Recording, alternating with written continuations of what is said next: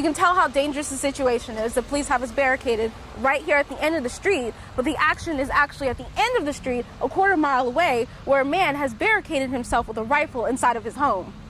NTTA says it's giving drivers plenty of notice, but now if you get caught, you could get towed. If Texas lawmakers get their way, it'll be illegal to read, to write, and to text while driving. Over the holidays, North Texans saw a drop in gas prices, some as low as $1.89. Now, they're going up. Many North Texas parents have daycare horror stories, including Lincoln Morgan. I was very furious. I was very afraid. His 3-year-old came home with unexplained cuts and bite marks. I fall down the stairs. We got no calls, no paperwork, no documentation of this. Texas requires 1 adult for every 11 2-year-olds at licensed daycares.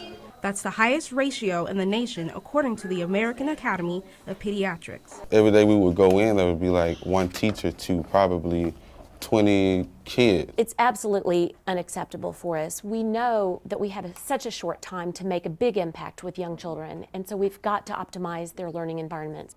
This may be the best visual argument to lower teacher-student ratios. Can one person really handle 11 toddlers? Child care advocates are lobbying state lawmakers to lower ratios and strengthen trainings. Currently, Texas requires 24 hours. It takes 1,500 hours of training for a license to cut hair.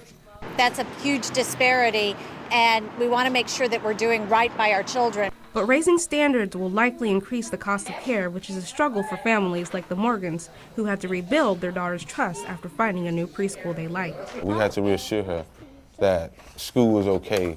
In Dallas, Leah Johnson, CBS 11. Gorgeous. This is just a great, fantastic experience. Young girls from as far as Wolf City, Texas line up at St. Andrew's annual prom closet to receive a head-to-toe prom outfit donated by the community, like Whitney Farley. I wouldn't be able to go to prom for that if I didn't have this. Inside, the girls are treated to a boutique-like shopping experience.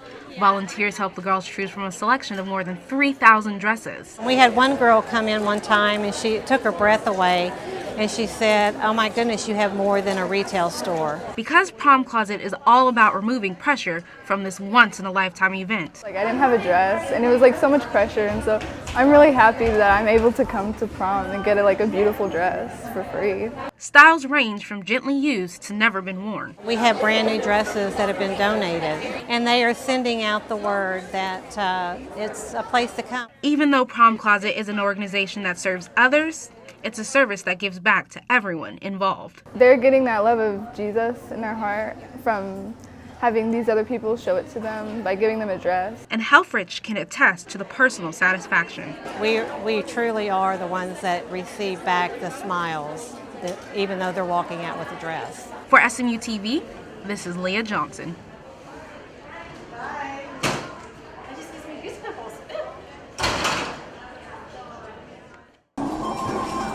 Video games like those are no longer confined to your local arcade, because now they have found a permanent home. The nation's first video game history museum has chosen Frisco, Texas as its stomping ground.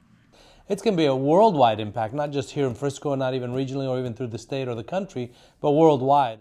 The museum founders have spent decades collecting all things video games, from modern action games to Atari classics. One of the neat things about this museum is that the collection has been ongoing for many, many years, and so it has items and a breadth that is really, I think, unmatched. It was a big deal to preserve what they were creating. Somebody needs to save it, somebody needs to preserve the work. Inside the museum, you'll find games just like these. The museum will feature an 80s-style arcade and exhibits that take you through the evolution of the industry. The main thing with the museum is that it's highly interactive. Video games are meant to be played. We're going to build an 80s arcade, back when arcades were king. But the museum focus is on education.